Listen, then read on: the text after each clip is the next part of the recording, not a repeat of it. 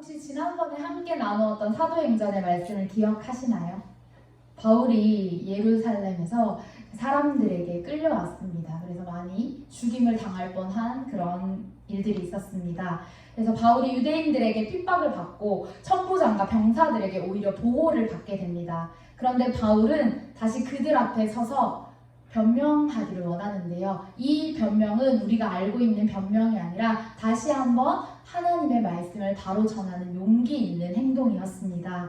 바울의 변명은 자신을 보호하기 위함도 아니었고 자신이 잘못했다고 잘못한 내용들을 굳이 짚어가면서 이야기한 것도 아니었습니다. 오히려 자신의 치부인 과거를 드러내면서 또 자신의 가문과 출신을 이야기하며 어떻게 하면 이 유대인들이 예수 그리스도를 영접할 수 있을지 그런 생각들을 하며 바울은 변명을 했던 것입니다. 그런데 그 사람들은 여전히 바울을 죽이려고 했습니다.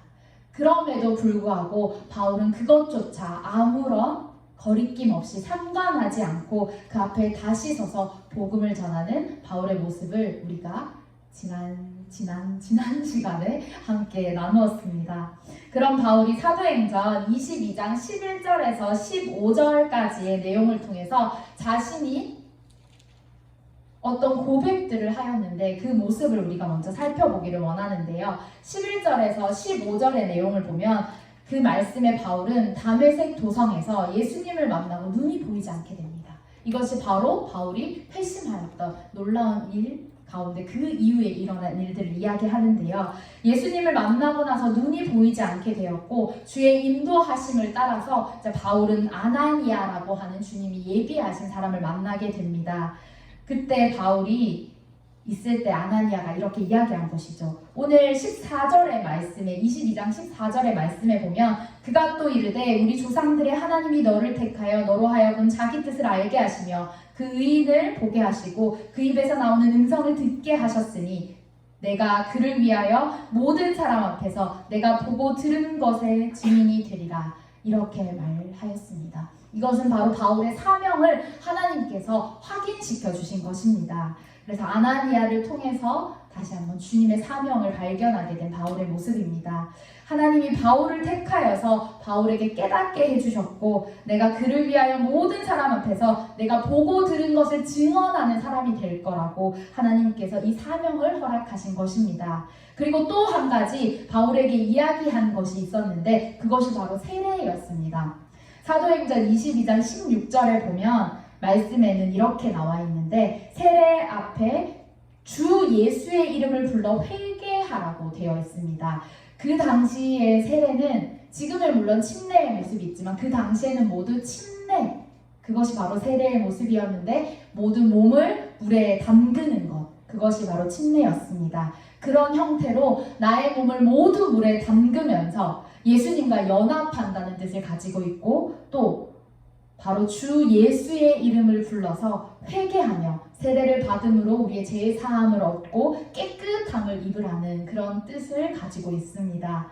그래서 이 단어를 조금 더 깊이 살펴보면 세례를 받으라, 죄를 씻으라 라고 하는 이 단어의 원어의 형태를 보면 중간태라고 하는 형태를 취하고 있는데 이 뜻은 바로 하나님께서 우리에게 주시는 은혜가 있는데 그것이 분명하게 있고 그리고 나서 우리의 태도를 이야기합니다. 너 스스로도 적극적으로 그것에 동참하고 사함을 받으려고 하고 씻음 받기를 힘쓰라. 머뭇거리지 말라라는 뜻입니다. 하나님은 아나니아를 통해서 바울에게 하나님의 은혜 안에 적극적으로 동참하고 여러분 나아오십시오. 이렇게 나아오시라고 이렇게 이야기하는 것입니다. 그래서 확실하게 하나님의 사명 안에 나와 부르심을 받은 자가 되라고 이야기해 주는 것입니다. 그런데 우리가 말씀 속에서 바울의 모습을 보면 처음에는 100% 완전히 순종하지는 않은 것 같습니다. 그 이유는 바로 첫 번째는 바울 안에 어떤 사상이 있었냐면 바로 선민 사상이 있었습니다. 바울도 유대인이었기 때문에 이 선민 사상을 가지고 평생을 유대인으로 율법에 사로잡혀서 살아갔기 때문에 당연히 우리는 하나님의 선택받은 거룩한 백성이라는 그 선민의식이 자리 잡고 있었던 것입니다. 그래서 여전히 자기도 모르게 이방인들을 보면 천하게 여기는 습관들, 그 유대인이 가지고 있던 습관들이 이 바울 안에 자리 잡고 있었습니다. 두 번째는 바울이 유대인들을 너무나도 사랑했습니다. 그래서 바울은 유대인을 어느 정도로 사랑하냐면 말씀에 기록된 표현을 보면 바울이 말하기를 저들은 구원받고 내가 지옥불에 떨어져도 괜찮다라고 표현할 정도로 바울은 유대인들을 너무나도 사랑했습니다. 이 두 가지 때문에 바울은 하나님께서 바울에게 네가 이방인에게로 가라, 네가 이 사명을 감당하라고 말씀하셨을 때 그때 바울은 약간 주춤하는 모습을 보이게 됩니다. 그 모습이 사도행전 22장 16절에서 21절 말씀에 계속해서 나오는데요. 17절 말씀에 보면 바울이 성전에서 기도하고 있을 때 환상 중에 하나님과 함께 그 대화한 내용들이 나오게 됩니다. 그 내용을 짧게 정리하면 하나님께서 이방인에게 가라! 너는 가야 해! 라고 이야기를 하는데 바울은 하나님 하고 주춤 제발 라고 이야기를 하는 그런 것과 같습니다. 하나님은 이방인에게 가서 나의 증인이 되라고 끊임없이 말씀하시지만 바울은 하나님 제가 유대인들이 좋습니다.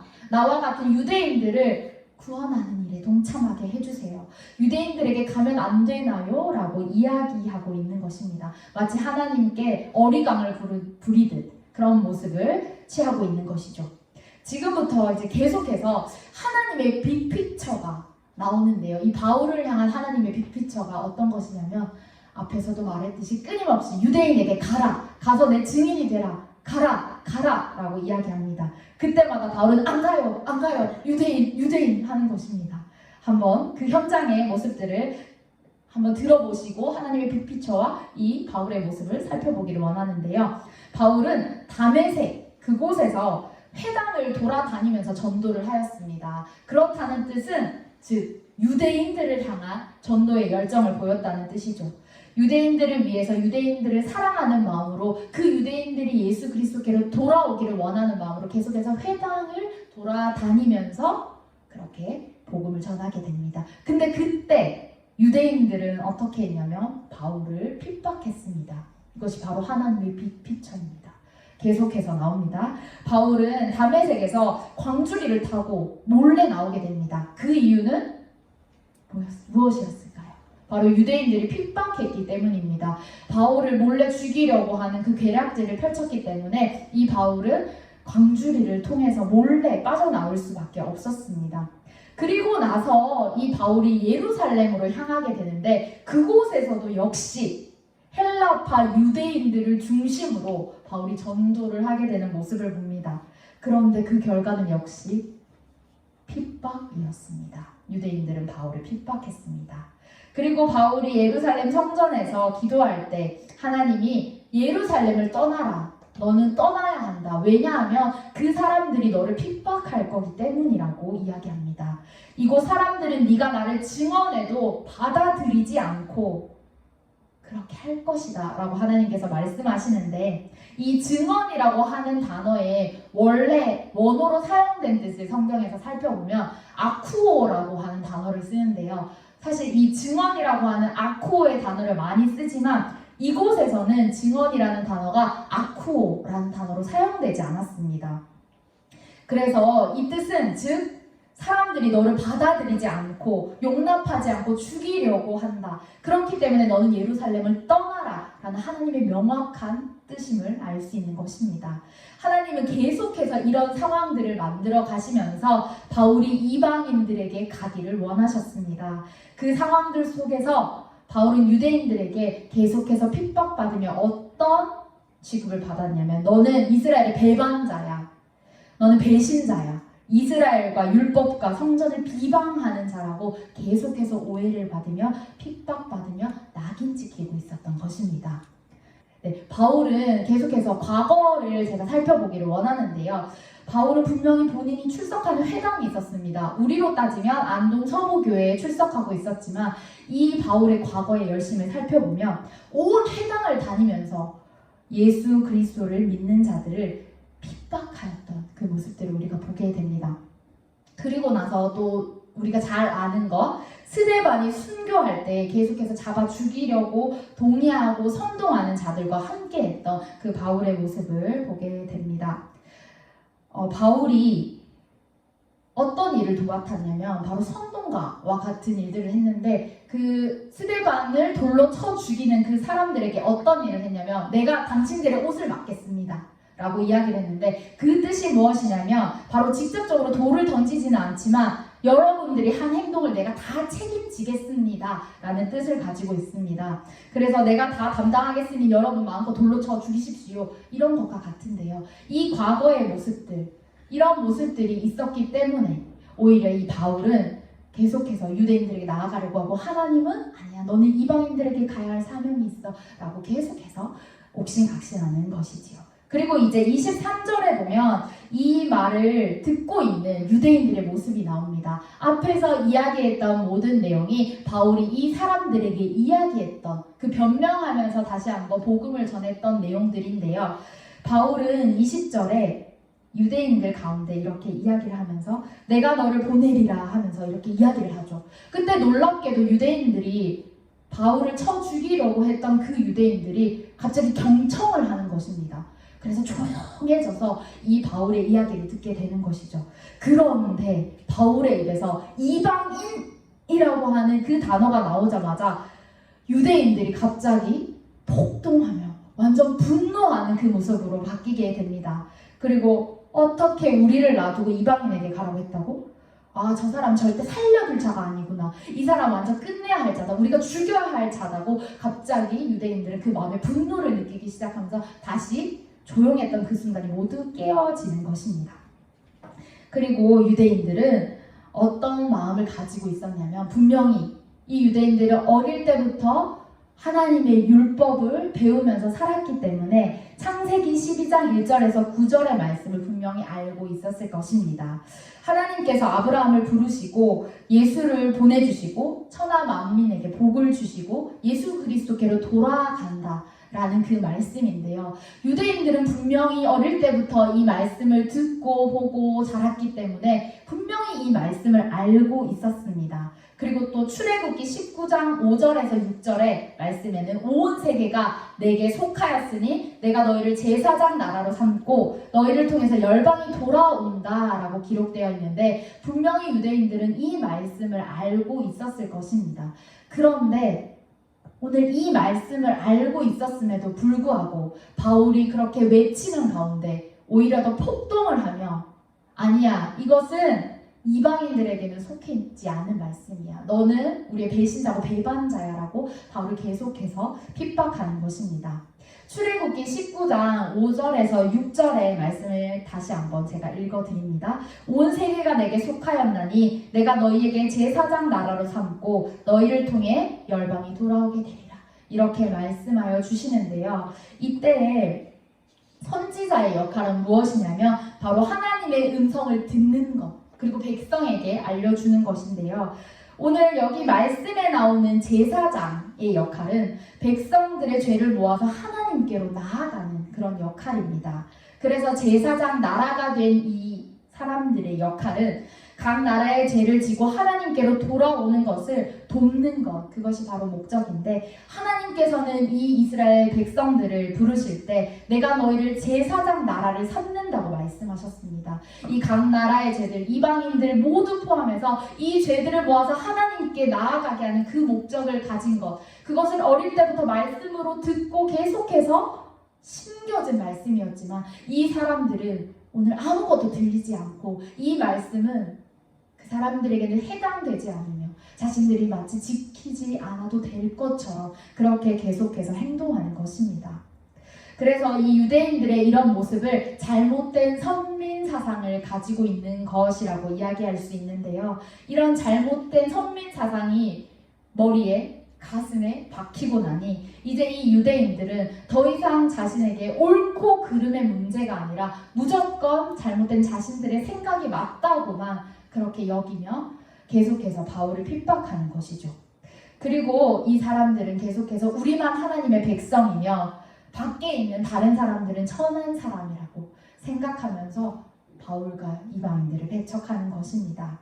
이처럼 눈이 열리지 않으면 주님의 명령을 볼 수 없고 깨달을 수 없습니다. 오늘 우리도 마찬가지입니다. 하나님을 향한 눈이 열리지 않는다면 우리는 하나님의 말씀과 주님의 그 뜻을 깨달을 수 없습니다.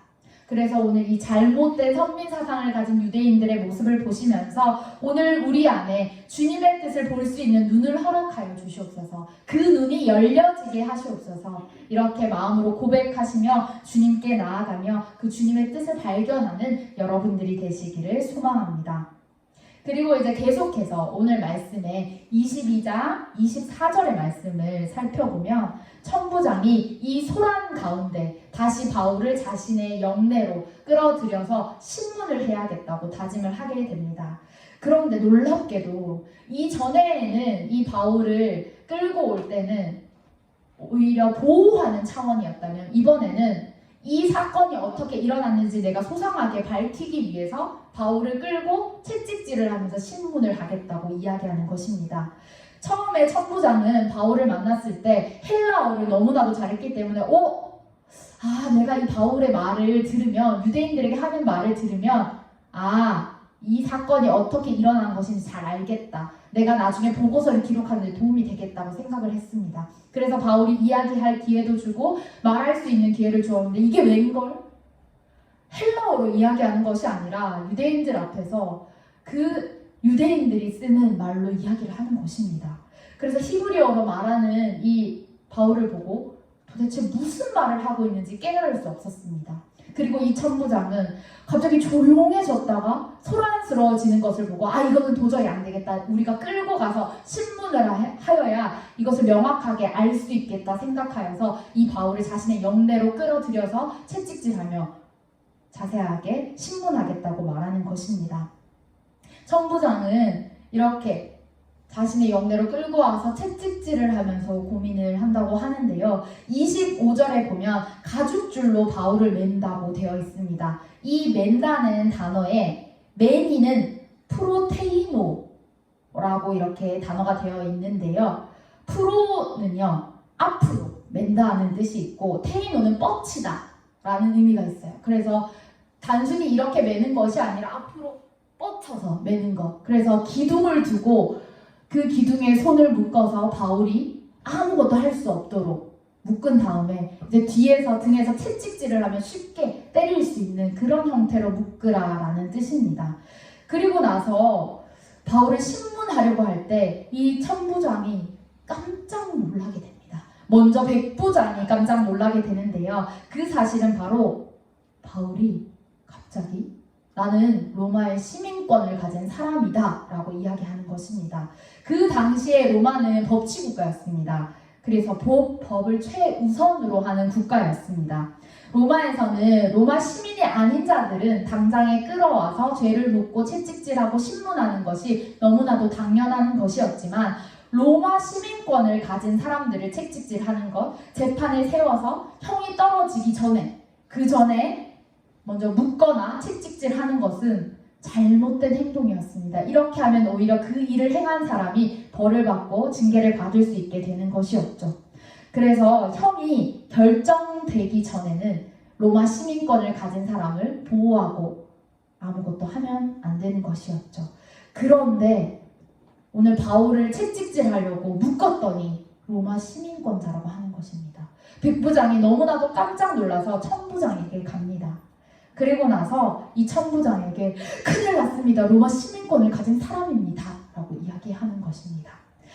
여기서 채찍에 대해서 조금 더 자세히 알아보려고 하는데요. 채찍은 그 당시에 그냥 끈으로만 되어 있는 것이 아니라 그 끝에는 쇠, 납, 그리고 동물의 뼈와 같은 것이 붙어 있었습니다. 그래서 한번 맞게 되면 살점들이 떨어져 나가는 고통, 엄청난 고통을 가지고 금방 죽을 수도 있는 그런 상황이었습니다. 그래서 이 바울은 절체절명의 순간 가운데 그렇게 시민권을 가졌다고 이야기하게 된 것인데요. 오늘 성경에서 이 채찍을 맞은 분이 한 분이 계셨는데 그 장면을 떠올리면 바로 우리 예수님을 볼 수 있습니다. 예수님께서는 십자가에 달려 죽으시기 전에 먼저 채찍에 맞으셨습니다. 예수님은 새와 납과 동물의 뼈가 달려있는 그 채찍에 맞으시면서 거의 죽은 사람과 다름없는 그런 모습을 갖게 되신 것이죠. 그리고 예수님은 십자가에 달려 죽으신 지 6시간 만에 돌아가셨는데요. 제3시 오전 9시에 달리셔서 제9시 오후 3시에 돌아가셨습니다. 보통 십자가형에 처한 사람들은 한 2일에서 3일 정도의 기간에 십자가에서 달려 있다가 죽게 된다고 하는데 예수님은 너무 빨리 돌아가신 것이죠. 그 이유는 바로 채찍질을 미리 당하셨기 때문에 거의 죽은 것과 같은 그런 모습이었기 때문에 그곳에서 돌아가시게 된 것입니다. 이렇게 채찍질이 아주 끔찍하고 고통스러운 그런 것인데 오늘 바울은 하나님께서 지혜를 주심으로 말미암아서 시민권을 가진 자이고 이 시민권을 통하여서 그 위기에서 모면하여서 하나님의 계획을 계속해서 이룰 수 있게 된 것입니다. 성령님께서 바울에게 지혜를 허락하시면서 로마의 시민권 가진 자가 채찍질을 받지 않고 계속해서 하나님의 사명을 이어나갈 수 있는 이 장면이 오늘 우리에게 보여지는 것이죠. 그리고 26절에 이제 백부장이 이것을 듣고 천부장에게 가게 됩니다. 그리고 천부장에게 가서 어떻게 할까요? 라고 물어보게 되는데요. 천부장은 로마 시민권이라는 이 단어에 깜짝 놀라게 됩니다. 천부장이 원래는 직접 찾아가서 죄를 묻지 않습니다. 그런데 너무 깜짝 놀란 나머지 바울을 찾아갑니다. 그리고 나서 이야기하는 것이죠. 네가 로마 시민권자야? 깜짝 놀라면서 이야기합니다.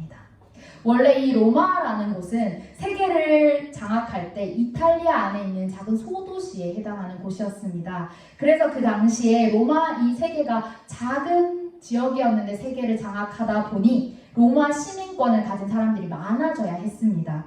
그래서 공로가 있는 사람들에게 로마 시민권을 주기도 하였고 그리고 돈을 주고 팔기도 하였습니다.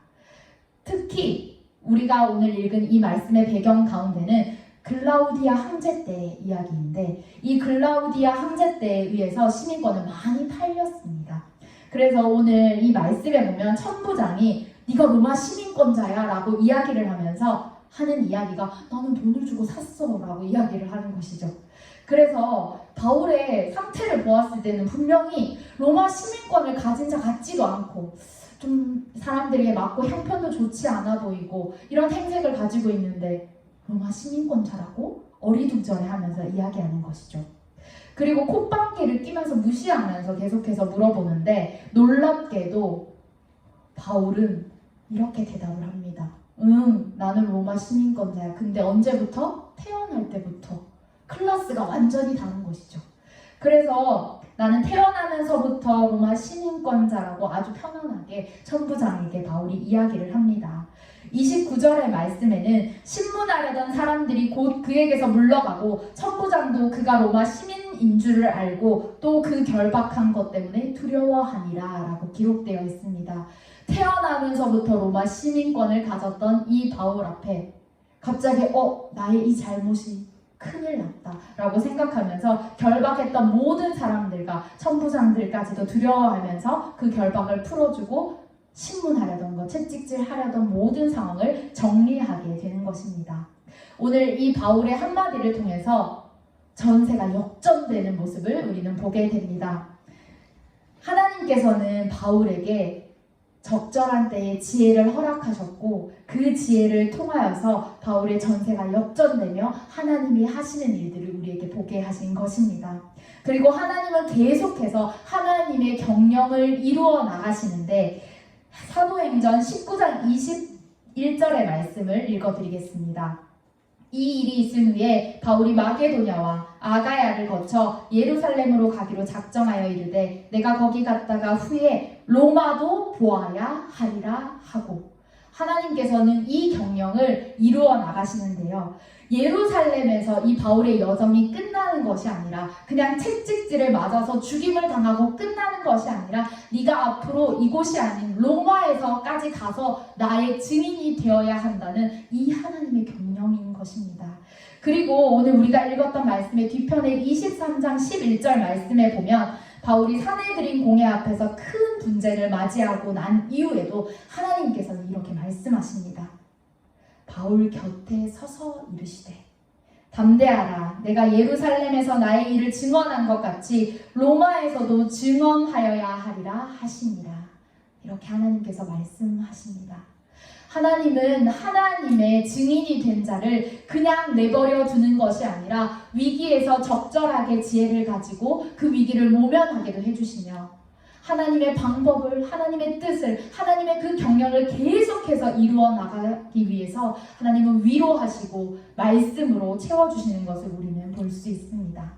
하나님은 오늘 바울을 이렇게 위로하십니다. 바울 곁에 서서 다시 한번 이 사명의 길이 틀리지 않았다고 명확하게 알려주시면서 바울에게 확신을 주십니다.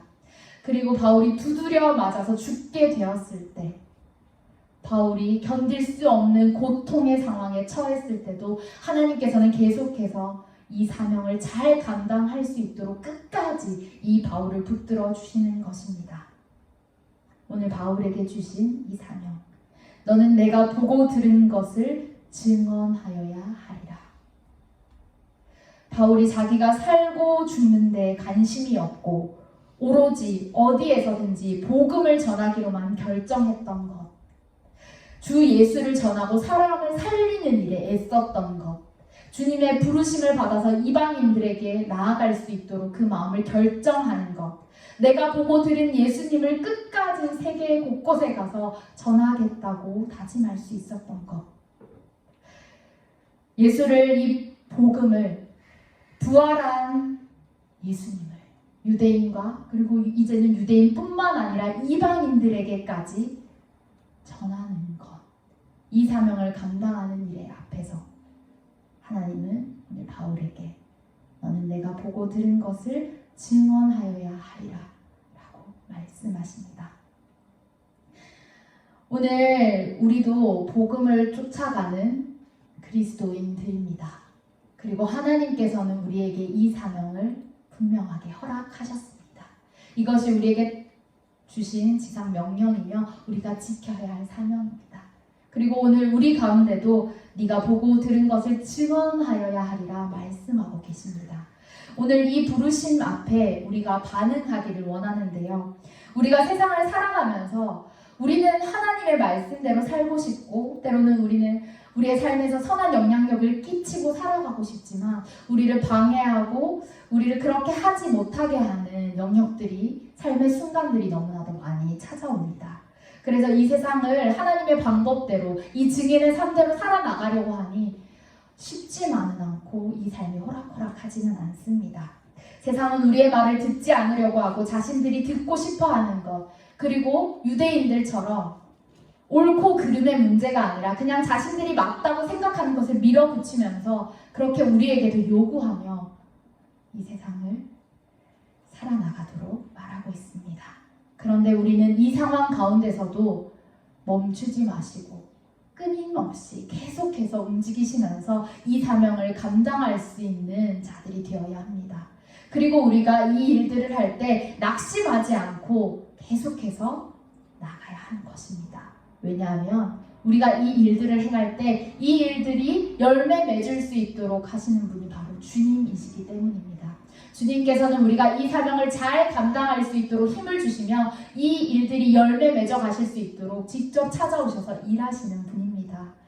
오늘 이 마음을 가지고 우리가 계속해서 복음을 쫓아 살아갈 때, 그때 우리의 주님도 오늘 여러분들을 찾아오시고 여러분들의 마음을 만지시며 우리의 위로자 되어주시고 방패 되어주시며 때로는 사람을 보내기도 하시고 때로는 적절한 언어들을 사용하는 지혜도 허락하여 주셔서 이 일들을 잘 감당할 수 있도록 끝까지 우리를 놓지 않으시고 계속해서 이끌어가 주실 것입니다. 오늘 이 말씀을 기억하시면서 앞으로 우리의 삶 가운데 어떤 고난과 어떤 역경이 온다 할지라도 우리가 믿음을 지키는 일이 힘들고 또 세상이 우리를 손가락질한다 할지라도 끝까지 네가 나의 증인이 되리라 하신 이 말씀을 이루어 나가시는 귀한 삶을 사는 여러분들이 되시기를 소망합니다.